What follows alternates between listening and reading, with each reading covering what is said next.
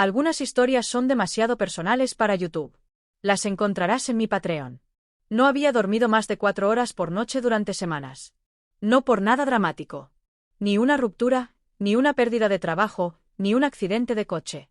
Solo una pesadez lenta e invisible que empezaba detrás de mis ojos y se instalaba en mi pecho. Todas las mañanas miraba los mismos correos. Todas las noches me sentaba en la misma habitación con la misma luz zumbando en el techo, comiendo cenas de microondas en silencio. Ni siquiera me di cuenta de lo vacío que se había vuelto todo hasta que mi tía llamó a mi puerta ese domingo por la tarde. No me preguntó si estaba bien. Me dijo que teníamos una cita. El doctor Lowe es bueno. Solo alguien con quien hablar. No pongas esa cara. Estoy conduciendo. No quería ir. Casi doy un portazo, pero algo en su voz, baja, tranquila, cansada, me hizo detenerme, así que fui. Esperaba a uno de esos terapeutas que solo asienten mientras escriben. Pero el doctor Lowe no era así. Era observador, amable, pero firme. Me escuchó durante 1 hora entera mientras intentaba explicarle que no estaba realmente deprimida, solo agotada, solo entumecida, simplemente plana. Luego se inclinó hacia adelante, juntó las manos y dijo algo. Eso partió el aire en 2. Quiero que vivas como mujer durante 6 meses. Parpadeé. ¿Qué? Inmersión total, dijo como si recetara antibióticos, ropa, voz, postura. Usamos este enfoque con pacientes emocionalmente bloqueados. Interrumpe los patrones aprendidos del cuerpo y a menudo revela partes reprimidas de la psique. Me reí a carcajadas. Me pareció una locura. Miré a mi tía, esperando que pusiera los ojos en blanco o dijera algo como, bueno, claramente eso es demasiado. Pero no lo hizo. Se quedó callada, no sorprendida, no. A la defensiva, no confundida, solo tranquila, como si lo hubiera estado esperando. Fue entonces cuando un escalofrío me recorrió la espalda.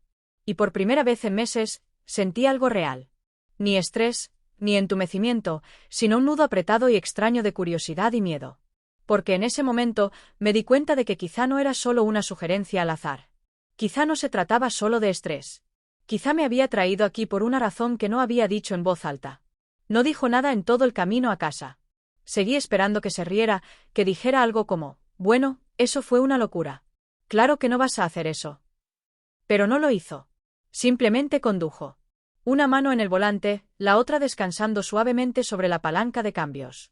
Tranquila, serena, un poco demasiado quieta. Miré por la ventana, fingiendo ver los árboles pasar borrosos. Pero por dentro, mis pensamientos se desmoronaban. Esa no era una revisión normal. Esa no era una sugerencia normal. ¿Qué clase de médico prescribe feminidad? ¿Y por qué demonios parecía que ya lo había aceptado? Apreté la mandíbula. Sentí un destello de traición, luego culpa, luego algo más frío, una confusión mezclada con curiosidad. ¿Habían hablado antes? ¿Lo sabía? ¿Qué iba a decir? ¿De verdad se trataba de estrés o de algo más? Al llegar a casa, me dio una bolsa de la compra como si nada. «Hay sopa. ¿No has almorzado?», murmuré un «gracias» y fui directo a mi habitación. No me comí la sopa. Me senté en el borde de la cama, revisando el móvil con dedos temblorosos, escribiendo todas las combinaciones que se me ocurrieron. El médico prescribe terapia. Para el travestismo, la identidad por estrés, la inmersión de género. ¿Vestirse de mujer puede reducir la ansiedad? Para mi sorpresa, había artículos, casos prácticos, foros, incluso entrevistas en YouTube. Algunos terapeutas sí que usaban la terapia de inmersión para el procesamiento emocional bloqueado, pero seguía sintiéndose demasiado conveniente, demasiado puntual. A medianoche, apagué el móvil y me quedé mirando al techo. ¿Era una locura? Probablemente. ¿Era peligroso? No. Temporal, controlado, clínico. Eso me repetía una y otra vez. Pero en lo más profundo de mí, más allá de la lógica, algo pequeño susurraba. No solo tienes miedo. Tienes curiosidad. Esperé hasta que la casa quedó en silencio. Ni pasos. Ni zumbido de la televisión. Ni tetera en la cocina. Solo el zumbido de el ventilador del baño y el latido de mi corazón en mis oídos. Cerré la puerta con llave, la revisé 2 veces y luego me quité la camisa lentamente, como si estuviera haciendo algo ilegal. Mi pecho se veía pálido bajo la luz fluorescente, cubierto de parches desiguales de vello corporal en los que nunca había pensado hasta ahora. La maquinilla de afeitar desechable se sentía demasiado ligera en mi mano. Mis dedos no dejaban de temblar. Dejé correr el agua hasta que se calentó, Llené el lavabo y me quedé allí parado durante casi 5 minutos completos, simplemente mirándome en el espejo, maquinilla de afeitar en mano, respirando por la nariz. Esto es ridículo. No tienes que hacer esto. Me lo dije. Casi lo creí. Pero aún así presioné la hoja contra mi hombro. El primer golpe dejó un extraño rastro suave como borrar una pizarra. Y así, no pude parar. Antebrazos, parte superior del pecho, axilas. Para cuando llegué a mis piernas, estaba arrodillada sobre una toalla como si estuviera rezando. Cabello apelmazado en el lavabo, en el suelo, en el desagüe. Mi piel parecía extraña, casi brillante, más suave de lo que esperaba. Se sentía extraña y limpia. El aire se sentía más frío contra mí, demasiado íntimo, como si no me permitieran estar tan desnuda. Cuando me puse de pie, mis piernas, parecía más delgada, más recta. Volví a ver mi reflejo y, por un segundo, no reconocí a la persona del espejo. Limpié todo como si fuera la escena de un crimen. Blanqueé el lavabo, sequé el suelo, limpié el espejo, tiré la toalla en el cesto de la ropa sucia enterrado bajo los vaqueros y las sudaderas con capucha. Luego me senté en la cama a oscuras y pedí 3 cosas por internet. Una camisola blanca suave, un par de pantalones cortos de mujer y una peluca barata que decía castaño natural hasta los hombros preestilo. Mi mano temblaba al presionar, pero no cancelé. Practiqué sostener la camisola contra mi pecho a la mañana siguiente sola, tocándola, doblándola, tratando de entender lo que significaba. La tela se sentía fina, como un secreto, y no podía dejar de tocarla. El espejo había empezado a sentirse peligroso y magnético. La peluca venía en una caja marrón sencilla. Sin marca, sin adornos, solo una envoltura de plástico suave y una pequeña etiqueta que decía castaño medio cálido. La abrí en la cama como si fuera algo frágil, sagrado, ilegal.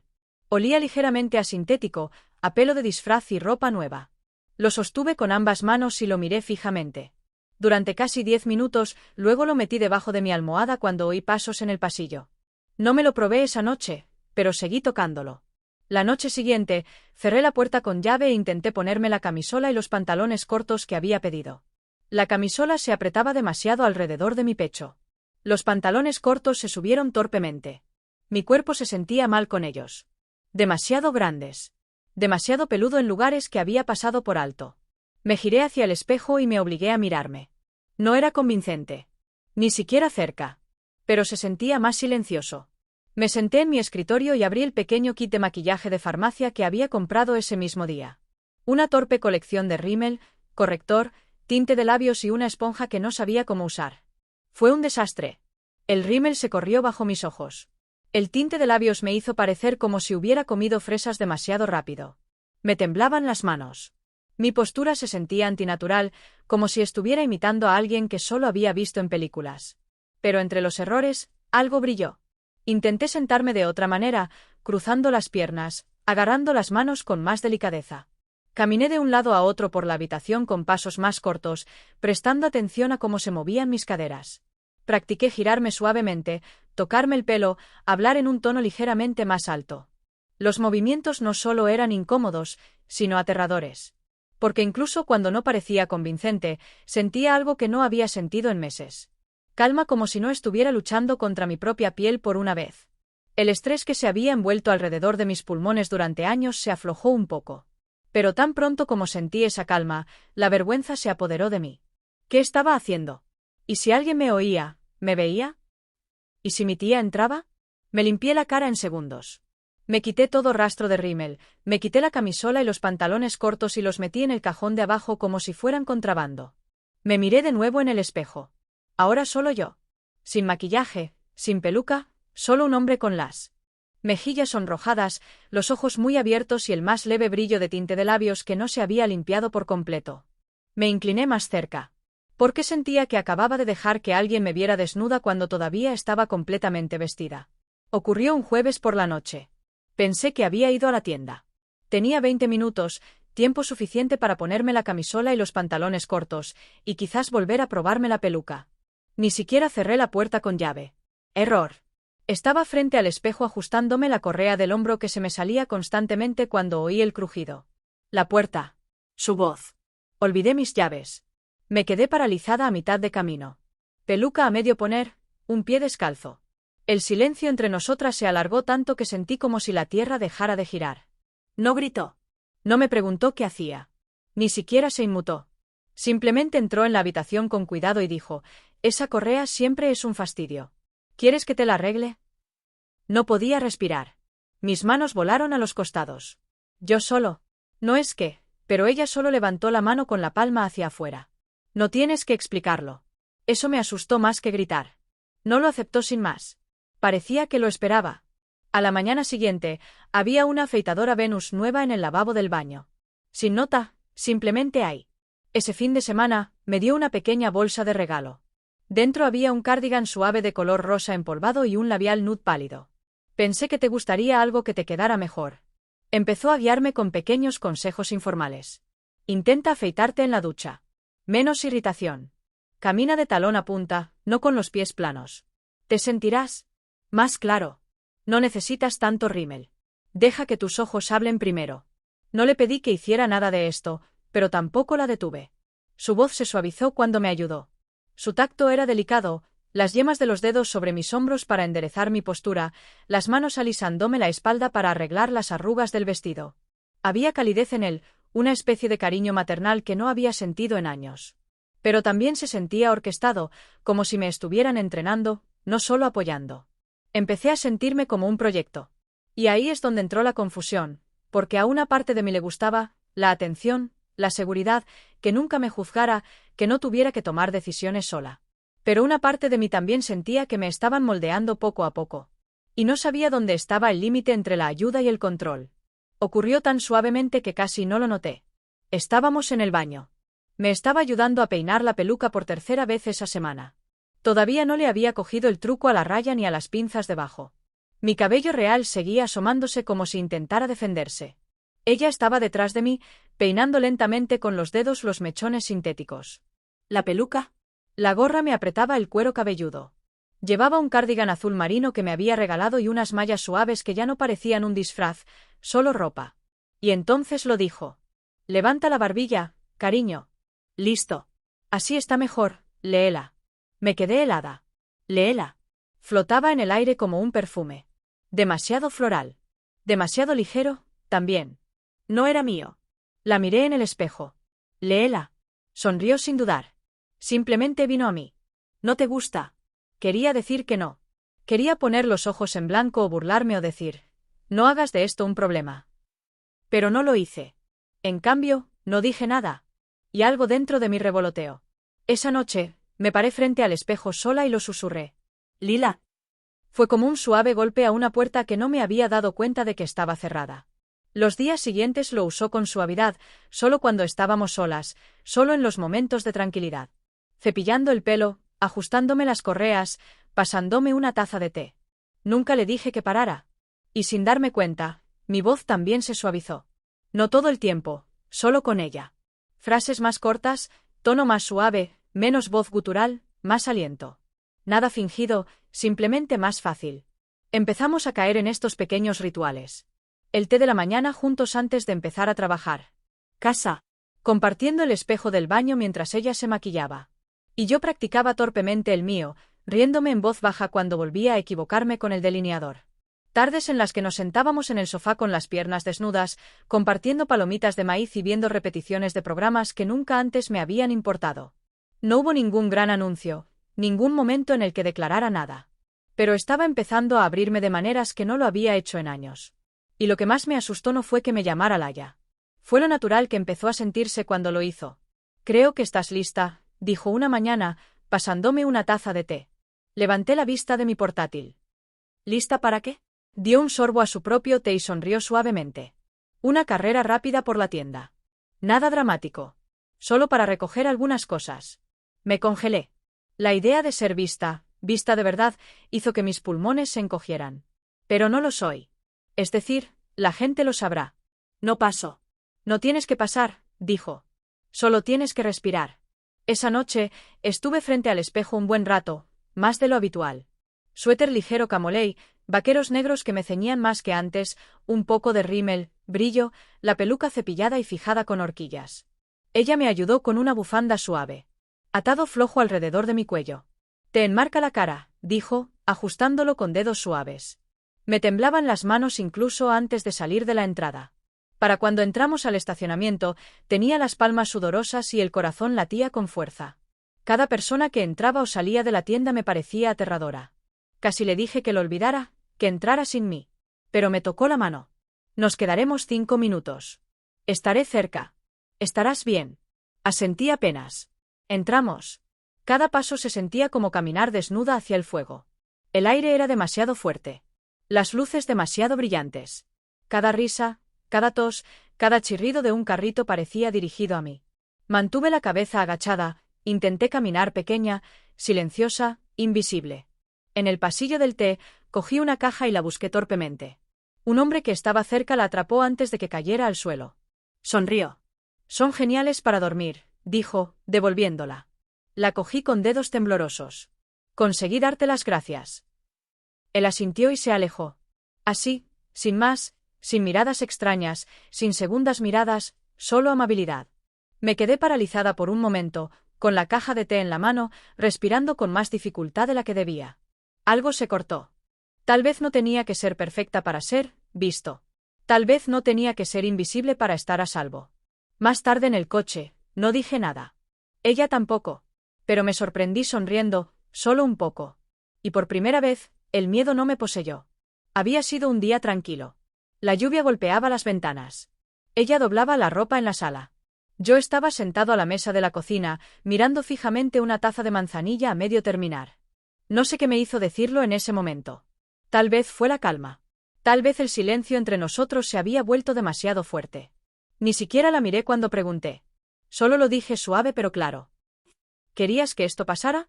El aire se calmó. No respondió de inmediato, solo siguió doblando una toalla, alisando los bordes a la perfección. Luego, con el mismo cuidado que usaba para cepillar mi peluca o ajustar mi bufanda, dijo que yo no lo hice pasar. Solo abrí una puerta. Caminó hacia el sofá y se sentó lentamente, me miró. Siempre he querido una hija, dijo. Pero nunca intenté moldearte. Juro que solo vi algo en ti. Algo silencioso, esperando. No sabía qué sentir. Hubo un destello de ira, como si tal vez me habían empujado, manipulado, como si todo esto no fuera mío. Pero entonces miré el cardigan que llevaba puesto. La taza que ella había preparado para mí. La forma en que siempre me preguntaba si quería ayuda en lugar de asumir que la necesitaba. La forma en que nunca juzgaba, solo ofrecía. Me sentí agradecida, traicionada, segura y confundida a la vez. Me senté a su lado, la tela entre nosotras rozándonos suavemente. Ninguna de las dos habló durante un buen rato. Finalmente, dije, ya no parece un experimento. Ella asintió. Lo sé. Nos quedamos allí sentadas, con la lluvia golpeando la ventana, la habitación llena de algo que no era silencio. Era reconocimiento. No se trataba solo de estrés, terapia o de jugar a disfrazarme. Esto era real ahora. Emocionalmente real. Y ambas lo sabíamos. No sé cuándo dejó de parecerme a disfrazarme. Quizás era la tercera vez que peinaba la peluca sin necesitar su ayuda. O la primera vez que me paré frente al espejo con blusa y jeans y no dudé en cómo me quedaba.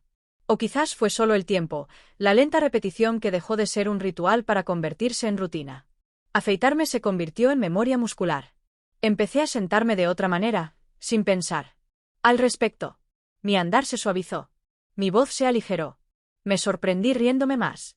No más fuerte, sino más libre. El estrés se había desvanecido tan silenciosamente que ni siquiera me di cuenta hasta que se fue.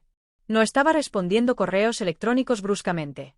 No estaba rechinando los dientes por la noche. Estaba durmiendo. Mi tía dijo que la casa se sentía diferente. Más luminosa. Creo que yo también. Incluso mis amigos comenzaron a notar algo. Pareces tranquilo, dijo uno por videollamada. Otro me preguntó si había empezado a hacer yoga. Alguien más dijo que me veía más suave. No con ánimo de juzgar, solo sorprendido. No lo expliqué. No sabía cómo. Pero también lo vi en el espejo. No solo en la ropa o el maquillaje, en la postura, los ojos, la forma en que me toqué el cuello sin pestañear. Ya no parecía fingir. Se sentía como descubrir. No es que tuviera todas las respuestas. No las tenía. Pero no me asustaban las preguntas. Ahora el calendario seguía susurrando 6 meses. Ese era el trato. Y el final se acercaba. Cada vez que pasaba por el espejo, veía algo tranquilo, pero también algo incierto. ¿Quién sería yo cuando esto terminara? ¿Se suponía que debía regresar? Y lo más importante, ¿podría? La cita de seguimiento llegó exactamente 6 meses después. La misma oficina, las mismas paredes beige, el mismo zumbido silencioso de la ventilación del techo. El doctor. Lo no hizo muchas preguntas. Simplemente me dejó hablar.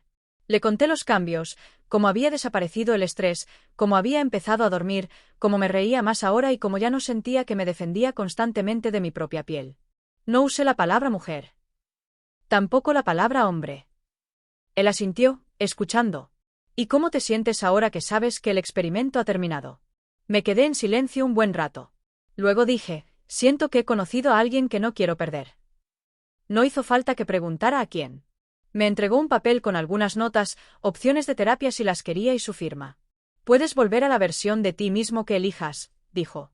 Esta parte fue solo una invitación. Salí de la oficina sintiéndome tranquila, vacía, no de mala manera, simplemente quieta. Esa noche, mi tía me esperaba en la cocina, con una tetera de manzanilla en la estufa. No me preguntó qué había decidido. No hacía falta. Me acerqué, me senté y me envolví la bufanda. Alrededor de mi cuello, el mismo que me había atado meses atrás. Sirvió el té lentamente y me miró. Yo no te di una hija, dijo en voz baja. Te encontraste a ti misma. No respondí, pero sonreí. Y en mi interior, supe la verdad. Este no era el final de la historia. Era la primera vez que la escribía para mí.